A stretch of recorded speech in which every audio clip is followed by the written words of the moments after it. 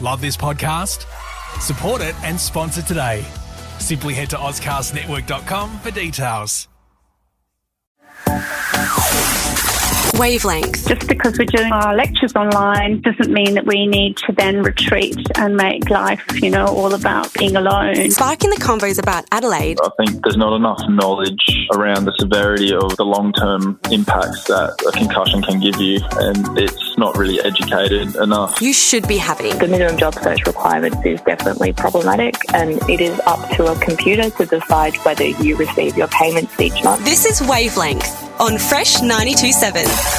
Welcome back to Wavelength, sparking the convos about Adelaide you should be having. Hello, everyone. I hope you are all well. We have Monkey in the studio. Hello. Hello. Before we jump in, we do need to acknowledge that we are recording Wavelength on the land of the Kaurna people of the Adelaide Plains and pay respect to elders past and present. We recognise and respect their cultural heritage, beliefs and relationship with the land. We acknowledge that they are of continuing importance to the Kaurna people living today. And we also extend that respect to other Aboriginal language groups and other First Nations. Wow, it has been a big week and I have missed you guys. Personally, I've been obsessed with the reaction to the Barbie movie from both men and women. A lot of men seem to have a problem with this movie, claiming it's too preachy or villainize men. But I think it's super interesting because for me personally, watching the movie, I thought it really touches on quite basic feminism. And I don't mean that as a critique. It doesn't talk about feminism for people of colour, people with living with disabilities, people in bigger bodies or different sexualities. So it's been really intriguing to watch people get so angry to what I think is quite surface level. Yeah, and I also think it's really interesting because it talks a lot about like the patriarchy, and I feel like the way that it expresses the patriarchy is that it's damaging to men as well. Absolutely. It kind of takes a really balanced approach, I thought. Yeah. So it is interesting to see that backlash because I thought, it presented quite an interesting balanced view, including Absolutely. men as well. Yeah. But I think it's time to start the episode. We have a super exciting episode for you tonight. We talked to Sue Richardson and Sarah Hanson Young about climate change. Then later on, Lilliana talks you through why you might have gotten some less tax smack from the ATO this year. And I talk you through all the good news that's happened this week. But before all of that, Ben speaks with Travis Dempsey, the drummer from The Living End, about how music has changed his life and his journey from a professional drummer to helping the Adelaide community through music. Ben, take it away.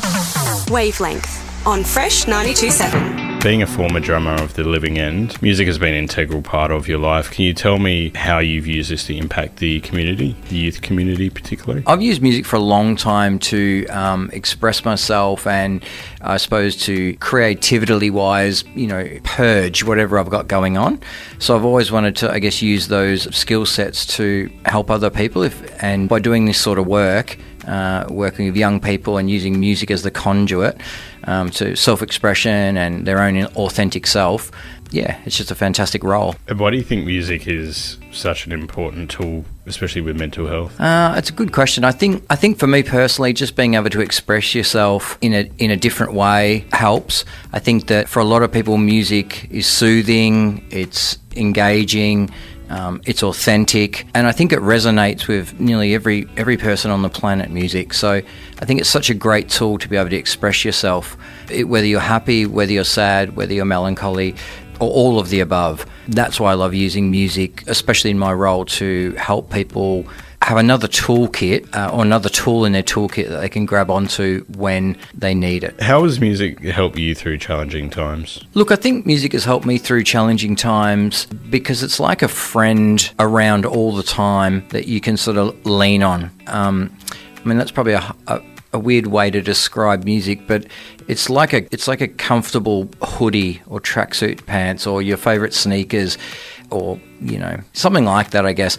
And, when you put it on, it just centres you and it just allows you to take a deep breath, So I guess for me, music has helped me, especially when I was younger, when you're still trying to find your true self. I think that's really important to note that, that can come at a different stage for a lot of people. And tell me about the work that you're doing, especially leading up to Mental Health Week in October. Yeah, so as I said, I work for the City of Onkaparinga and my role is to build opportunities in the Onkaparinga city to allow young people to come and explore music, experience music, participate in music, find other people in their community that have like-minded values or interests, and obviously if it's music, that really helps. We have multiple youth centres down at the City of Onkaparinga. The one I particularly work at mostly is Base 10 Youth Centre in Ranella, And, we've built up amazing programs down there where young people can come and access, hip-hop classes, songwriting classes, DJ workshops. They do live performances. We have industry standard recording studios down there, so we have lots of young people every day of the week there working on their craft, working on their songs, mentoring other young people.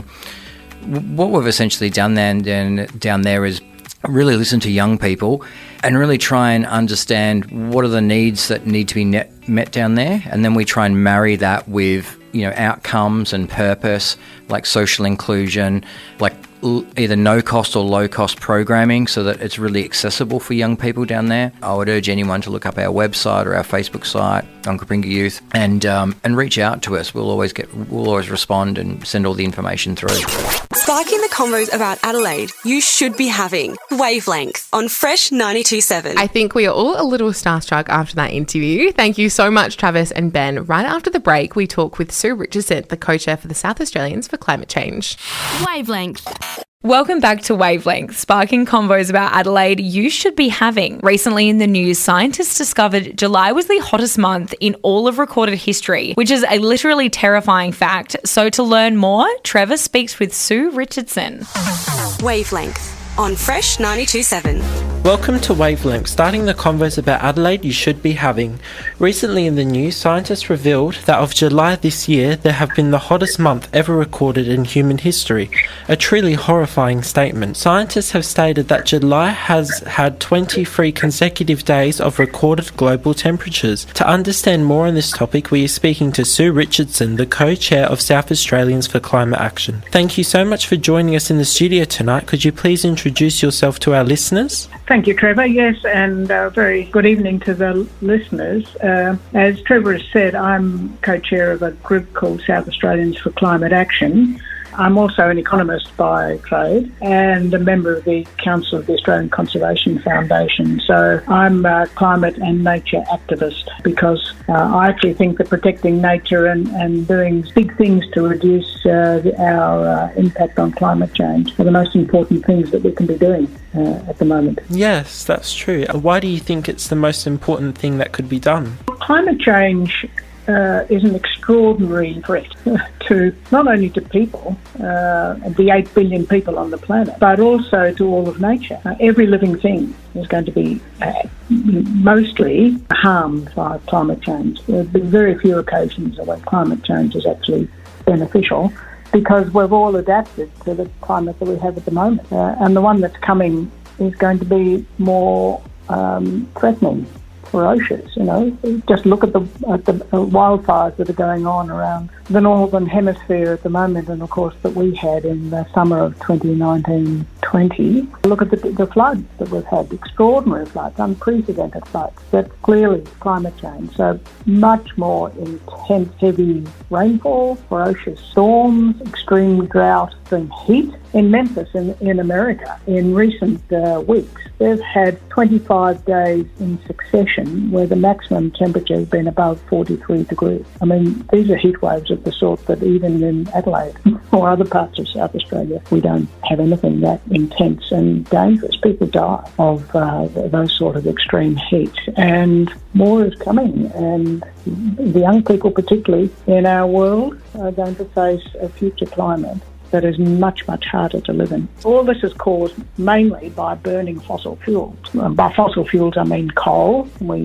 burn coal to make electricity. Gas, which we use also to make electricity, but also directly in manufacturing or in heating our houses or cooking. And petrol and diesel, oil, coal, gas. That's where most of the greenhouse gas emissions or carbon emissions come from. And we're doing a great deal of it, not just in Australia, but right around the world. And of course, Australia exports a lot of coal and gas, as well as what we use ourselves. That was a really, really good answer.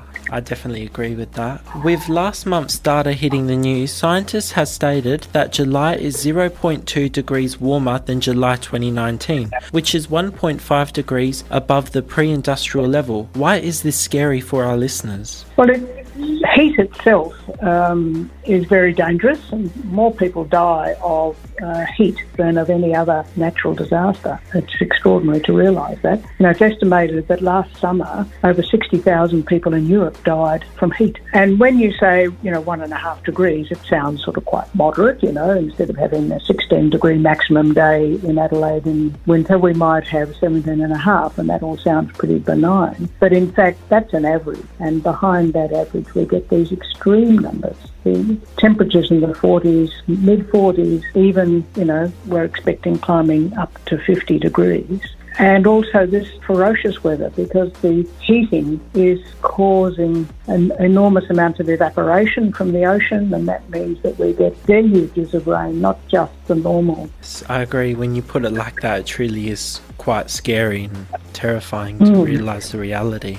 We can reduce our emissions. We can begin to reduce the carbon in the atmosphere.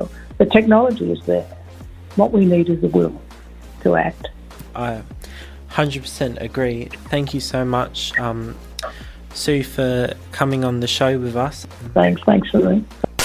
Sparking the convos about Adelaide you should be having. Wavelength on Fresh 92.7. Thanks for that, Trevor. You have Wavelength all the way till 7 p.m. You're here on Fresh.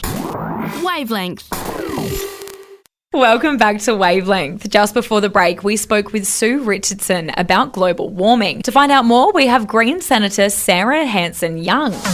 Wavelength on Fresh 92.7. For listeners who may not understand global warming and the importance of immediate action, could you please explain why we're hearing it more, especially in the news? Our climate's getting warmer because the enormous amount of pollution that's being pumped into the atmosphere from the burning of fossil fuel, the burning of coal, the burning of oil, the burning of gas. It's really getting to a peak point now. In fact, the United Nations only last week said that we're not just in a global warming era, we're actually in a global boiling era. We've had some of the hottest days on record in the last month, and there's big bushfires and wildfires across Italy, Spain, Greece, and there has been, of course, as well in Canada. And it's not that long ago that we experienced those here in Australia. It is really one of the scariest parts of what's happening with the climate crisis, threatening people's lives, their livelihoods and their homes. It brings more extreme weather. All of this is being compounded by the climate crisis. Senator, you've been vocal about the importance of reducing carbon emissions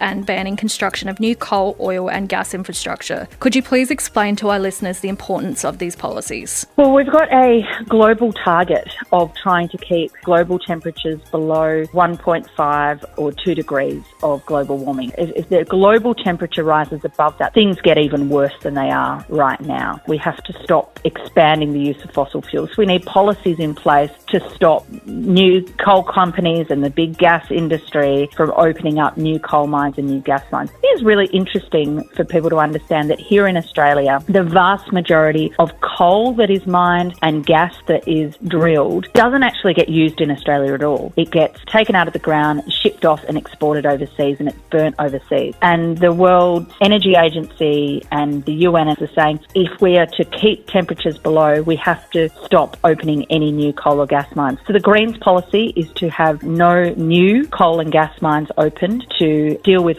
those that we have and to transition quickly away from that type of pollution towards clean, renewable energy. In the Greens climate change policy, it states that climate change disproportionately affects those already at a disadvantage. How does solving climate change affect those vulnerable in Australian communities? Like many types of environmental crisis or, economic crisis, social crisis, it is those who already are living on the margin that are the first impacted and the least likely to be able to deal with the consequences. And here in Australia, it is those on the lowest incomes who are already feeling the brunt of the climate. It's a disproportionate impact on people who are already doing it tough. One of the good things about the solutions to the climate crisis is renewable energy. And one of the best things about renewable energy is it is cheaper. And our policies are about trying to help ensure that those who are most disadvantaged because of the climate crisis are the first to get cheap access to affordable, cheap cheap renewable power. Earlier this year, yourself and the Greens introduced climate-triggered legislation into the Senate. This would ensure that government accesses impacts of emissions and make active change. Would you be able to explain to our audience what this legislation will do and how we can support this bill? One of the things we've really got to make sure government does is not make the climate crisis worse by pouring fuel onto the fire, allowing the creation of more pollution into the atmosphere from fossil fuels. Every time a fossil fuel project, whether it is a new mine or an expansion of coal mine or a new gas well, that company that's proposing that project needs to apply for environmental approval. Currently, as it stands, Australia's environment laws do not require the government to consider the climate damage of any of these projects. And we need laws that actually protect our environment and protect our communities. So this climate trigger change of the law that I have proposed as a Green Senator in the Federal Parliament means that the Minister would have to consider the impacts that a project will have on the climate before they can give any type of new project or proposal the green light. So unless we take the decisions today, it is going to be young people that have to carry the burden, and the government has a responsibility and Parliament has a responsibility to create a safer environment for you so that you've actually got a future.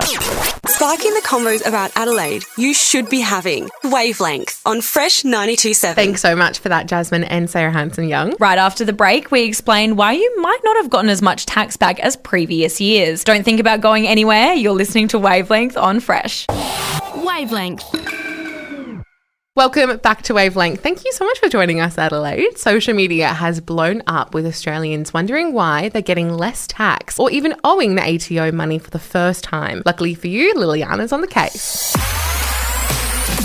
Wavelength explains on Fresh 92.7. It's now August, which means we are well and truly in the midst of a fresh financial year and a time that some celebrate and sends a shudder down the spines of others, tax time. But Australians who've already rushed in to get an expected payout may notice the return is a little lighter than previous years. There are a number of reasons this may be the case. Different income and deductions, differences in the filed tax return and pre-filled data, and your return may have been offset against some other debt. But more likely than not, you're seeing a more slender return for 2022 and 2023 because the low and middle income tax offset, or LMITO, has been scraped. The LMITO is a scaled benefit that previously delivered a tax break of up to $1,500 to anyone with a taxable income of up to $126,000. Introduced in the 2018-2019 federal budget, it meant those earning between $37,000 and $126,000 were eligible for a tax cut of up to $1,080, depending on earnings, of course,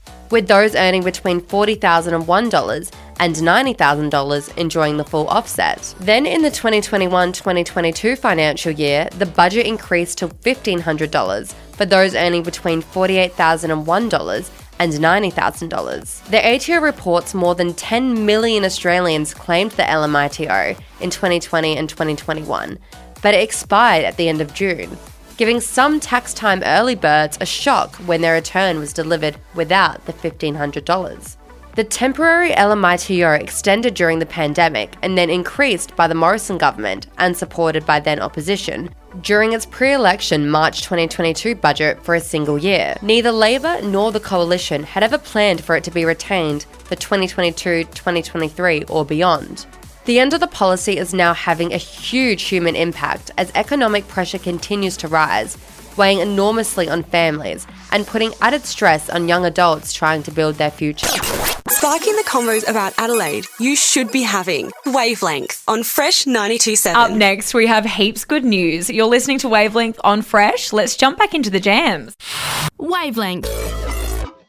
You're here on Fresh 92.7 listening to Wavelength. It's time for heaps good news. Cass, take it away. I know there's gonna be heaps good news on Wavelength. Sometimes the news can be a little depressing and confronting. Don't worry, here at Wavelength, we are dedicated to showing you all the good news that has happened this week. Let's jump right in. A group of local artists in Holdfast Bay are bringing their community together and combining art, science and Indigenous culture to understand the Limestone Coast better. Over the past year, participants have been braving cold mornings to find rare and interesting seaweed that the region has to offer. If you want to check out the unique and inspired art, it is currently showing in Mount Gambier at at Port Macdonald. An international and urgent appeal for suitable blood donors started this week for an Adelaide mother needing critical surgery with a rare combination of blood types. The 37-year-old mother needed at least 20 bags of blood during, before and after her procedure. In a brilliant turn of events, through national and international searches, the mother now has a sufficient amount in order to meet her needs. Lifeblood came out to express deep gratitude for public compassion. And the Perth Zoo now has announced that they have found a new home for the last 2 remaining elephants, which will make a jumbo move to South Australia for relocation. After the Perth facilities were deemed too small to accommodate the elephants, they will be sent to Bernardo Safari Park right here in SA. And lastly, the very popular Adelaide Festival has received cash injections to boost and attract big shows and performances to the city. The festival will receive $2.3 million from the SA government to increase tourism. And talking about tourism, the new Harvest Rock lineup has been announced, which is estimated to attract 24,000 attendees, with a lineup including Ocean Alley, Thelma Plum, Chet Faker, and Paul Kelly. I think that's all the time that we have for you today. Back to the studio. Sparking the convos about Adelaide you should be having. Wavelength on Fresh 92.7. Thanks for that, Cass. That brings us to the end of the episode tonight. So thank you so much for listening. Make sure you subscribe to the Wavelength podcast on Apple Podcasts, Spotify, or anywhere you get your podcasts. You can listen back to old episodes right now, and tonight's episode will be up soon. That is officially it from us tonight. But right after us, Deep with Easy G is coming into the studio, so keep it on Fresh. Love this podcast? Support it and sponsor today. Simply head to AuscastNetwork.com for details.